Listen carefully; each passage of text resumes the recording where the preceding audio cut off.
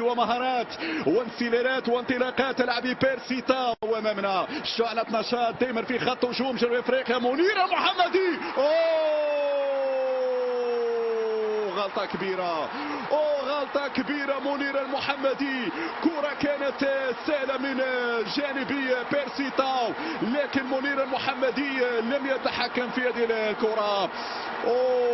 هدية تمنح لمنتخب جنوب افريقيا بعد خطأ منير المحمدي. معلش، هذه من الكرات المفاجئة المباغتة، تعتقدها سهلة لكن في نهاية المطاف هنا كرة تأتي بهذا الشكل من بيرسي تاو. حتى بيرسي تاو استغرب لهذا الموقف، حتى بيرسي تاو كان يقول لمنير المحمدي شكرا على هذه الهدية. شوف الإعادة، كرة كانت سهلة، لم يكن هناك أي لاعب جنوب افريقي، لم يكن هناك أي ضغط من لاعب منتخب البافانا. هذه كانت عندك سهلة يا منير، كانت عندك سهلة يا منير المحمدي. كان حاضر في مباراة الكافيردي اليوم إراحة ياسين بونو.